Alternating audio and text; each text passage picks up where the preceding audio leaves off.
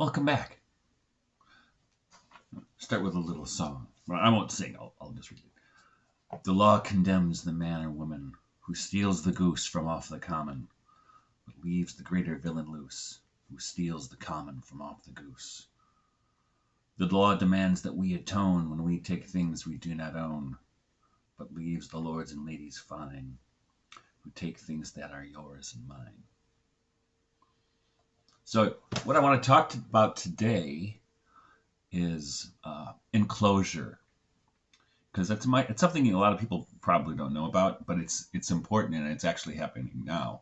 And this comes to my attention every time there's kind of a political move to destroy farming and farmers. Because you might not know this, but we run a small farm here in Michigan, a biodynamic farm. We're on 10 acres, but I mean, it's amazing how much food you can get out of 10 acres. Well, actually, we only grow food on 1 acre.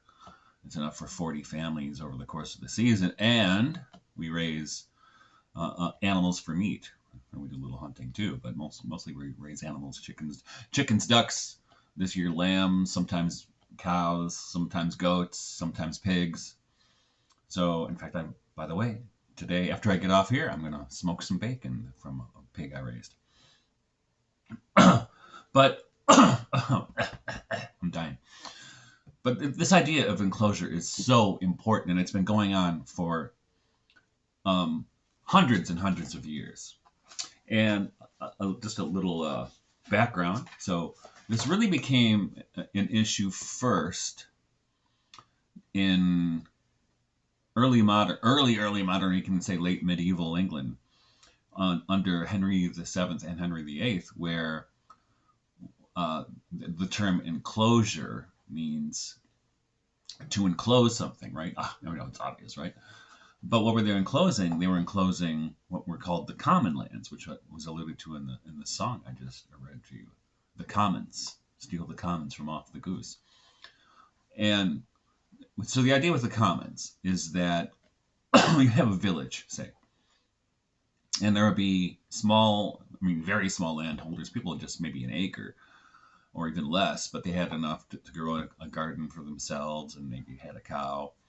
But the thing is, with the cow, you need a lot of pasture. So what would happen? They had these areas that were called the commons, which meant these were common to all the people.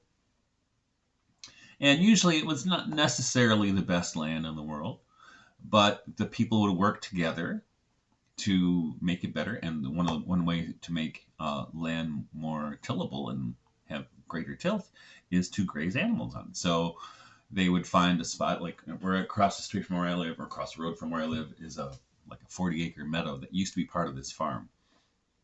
But I think this is a great example of enclosure. During the Depression, they were forced to sell some of their land to the state of Michigan. So we would take this place like here. It's not like say I have on our road where it's only three of us.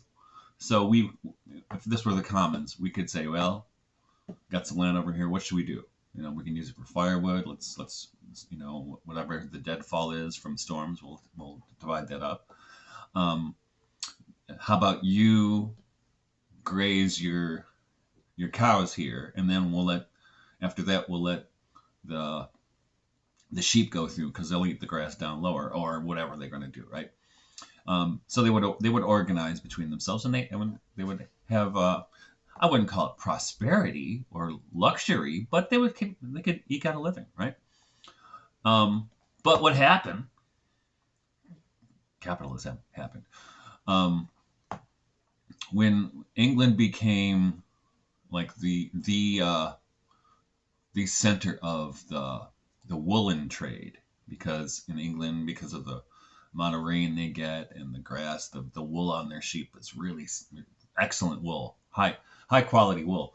So they started making money from wool. But then, wow, we can make more money if we take away land from the commoners. So what they would do, they would pass laws that would make it legal to do this. And the great and I am so far from a Marxist, The great Marxist historian E.P. Thompson in 1963, so a long time ago, wrote this about Enclosure. He said, "It was a plain enough case of highway robbery, played according to fair rules of property and law laid down by a parliament of property owners and lawyers." Guess what? Things haven't changed, have they? So the property owners and lawyers would get laws passed that favored them and didn't favor the common people, right?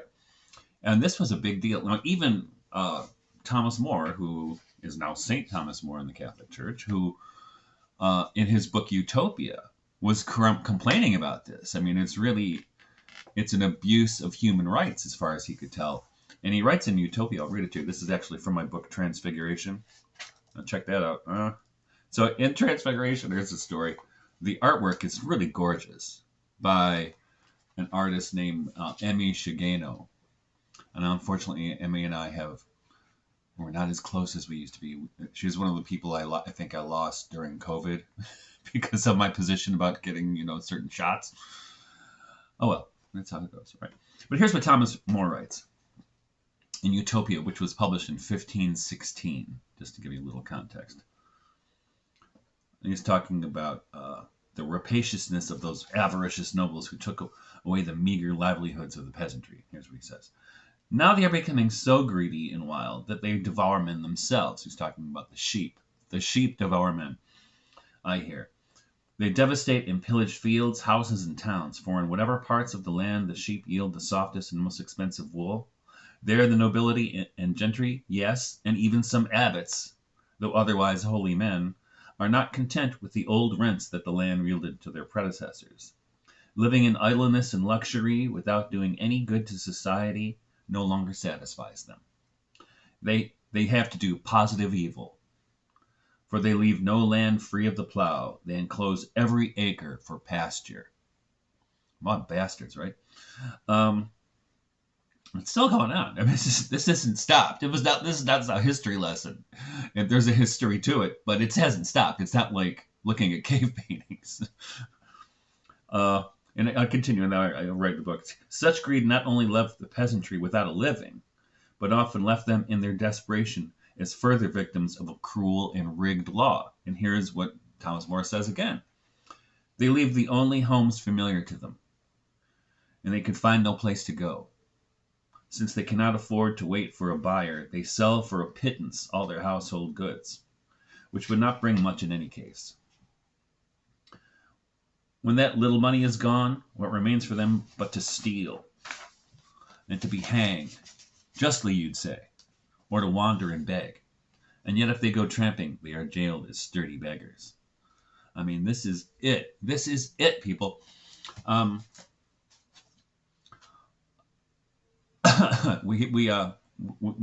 keep saying we are living in this now. We see, like in England right now, I don't know if it's a law yet or it's about to be a law, but farmers are protesting because, and this is an example of an enclosure. So, and I should say the UK, not England. They're trying to pass laws that say a farm. So this farm was founded in 1860 something, and the same family lived here for over 100 years, and they sold in the 1970s.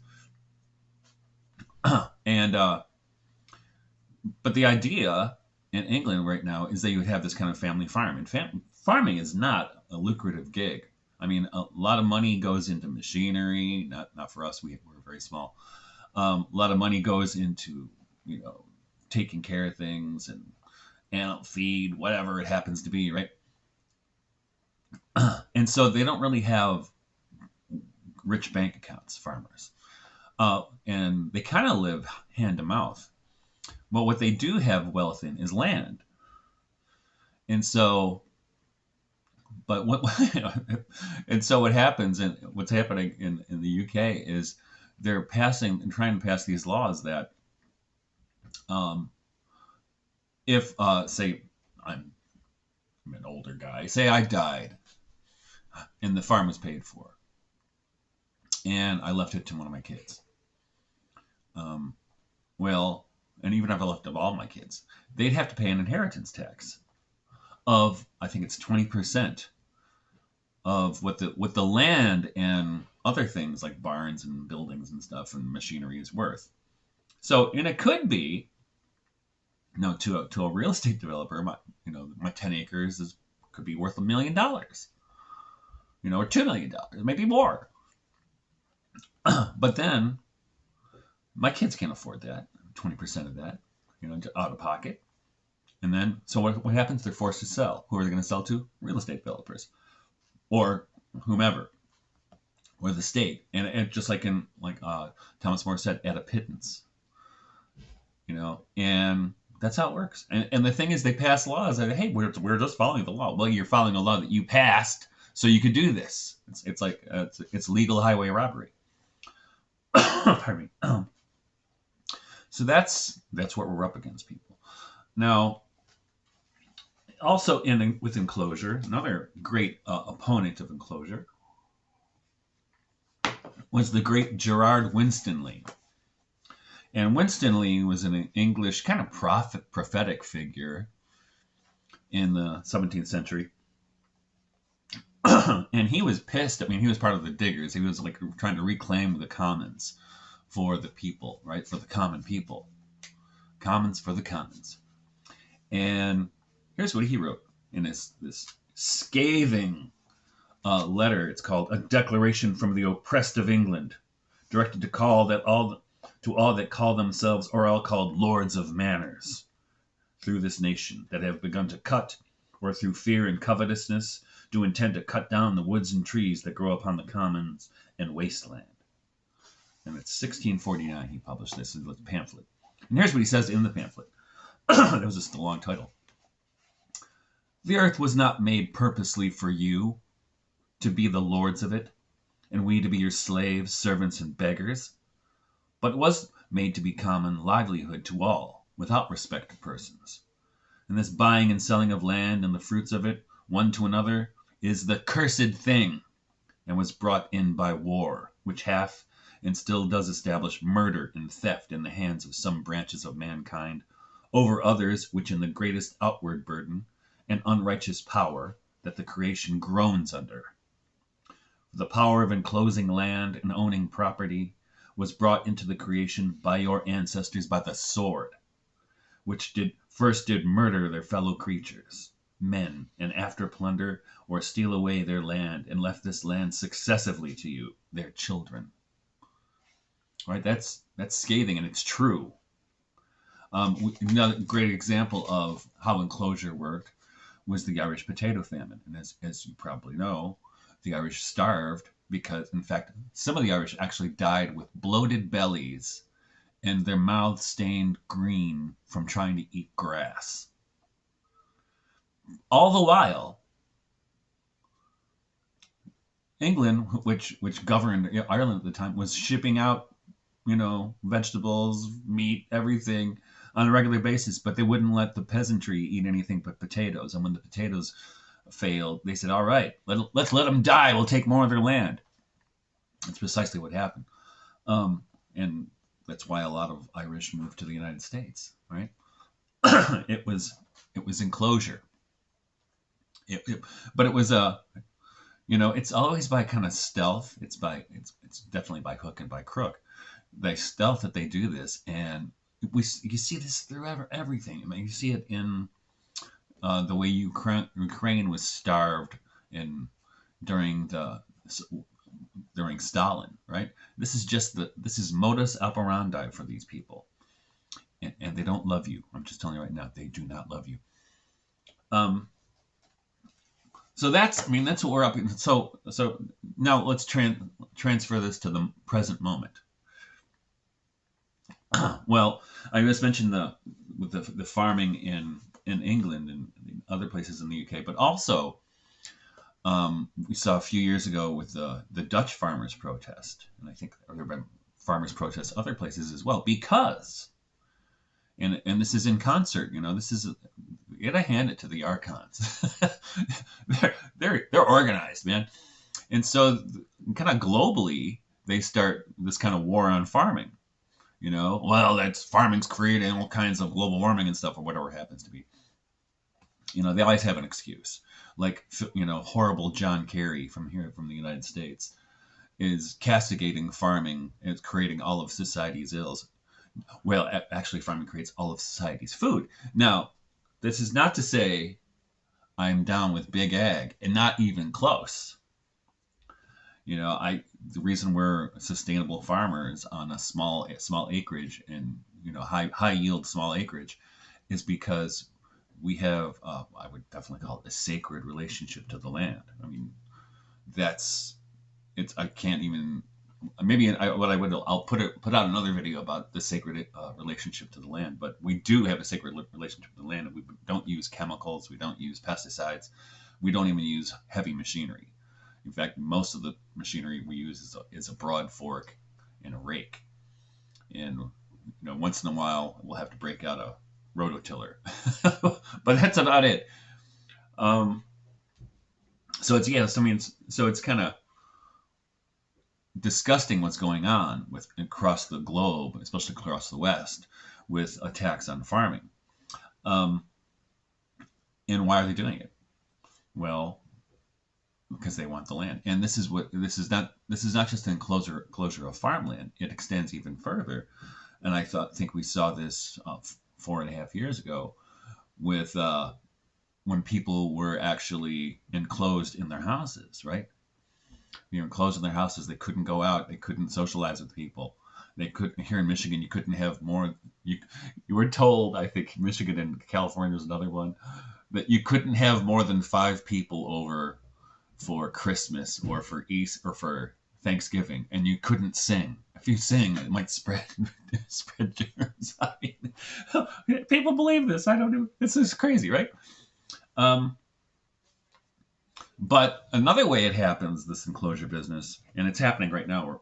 Not far from where I live. We live in uh, we're in Waterloo Township, Michigan. Little south of us is Grass Lake. Our zip code is actually a Grass Lake zip code. And in Grass Lake, these subdivisions have been going up little by little, come on, by sneaking it in there. And what happens now? I don't know if this is the case in Grass Lake, but it's very often the case. Is for instance, a real estate developer will get onto the municipal board, right? Get elected to the whatever, and then they start to change zoning laws, right? And I got this from the great homeschool uh, patron saint John Taylor Gatto, and he's right on the money. So what they do is, they'll get placed on these boards, these zoning boards, and they'll start to change the zoning laws a little bit, and then okay, we can make it so we can have domiciles in closer proximity to one another. Yeah, that's actually going to be great for our tax base. And then they do a little bit more. You know what? That's really good. In fact, and then the taxes go up, right? Everybody's taxes go up. And what happens is the farmer's taxes go up. And so you have, like, say some 80-year-old farmer who's still working his land, but not making much money, and and his taxes go up, and then he can't afford to pay the taxes, right? And then what happens if you can't afford to pay? Well, they take your land, or then you're forced to sell, right? You're forced to sell. Who do you sell to? Real estate developers. And all of a sudden, and it destroys the community, right? This community, and it's these. One thing about these small towns, I mean, the communities are so nice. It's always so safe, very safe, very, tight knit. But then you destroy the communities because you put up some relatively cheap housing in close proximity, changes the demographic, changes everything, and throws the farmers out. Right? Where are they going to go? And then, of course, we know that in the United States, I don't know what the case is in other countries, but in the United States for sure, Bill Gates and BlackRock are the biggest purchasers of farmland. And guess what? They're not interested in farming, right? They're certainly not interested in regenerative farming, and they're not hoping to sell that land to a intrepid young farmer who wants to make the world a better place. No way in hell. I mean, so people, we're up against it, right? Um, Now, in regards to farming, let me read you a little quote. Now, I should say that, you could probably tell if you don't know. I mean, kind of politically, I'm kind of politically homeless in general. Um, I like I'll vote for a political party who will leave me alone. You know what I'm saying? Or leave me alone as much as possible. And so here's what happened under the Biden administration, which is weird, bizarre. As soon as the Biden administration came into power, we started getting a survey. The survey was, and what came up every like January, February. The survey was, how many animals do you have in your farm? And it was voluntary at first. So we're like, okay, I'm not answering that. And and then the next year, we had another survey. Now it's not no longer voluntary. Now it's mandatory. So like we don't have a lot of animals. I mean, right now we have 4 sheep and 25 or maybe 30 chickens. I don't know. I always lose count. And a couple barn cats. Should I put those down? I have a dog. But why do they need to know? Why do they need to know? And it keeps coming every year. We get this, and it's like they're watching you, right? But here's the thing with the idea of regenerative farming, which kind of embraces the idea of small scale and leaving people alone, right? Like the commons, if you leave those people alone, they will actually figure out how to do things. So anyway, where I was going.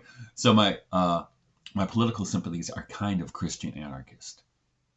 I mean, like the Amish Christian anarchist, kind of anti-war, and pro leave me alone.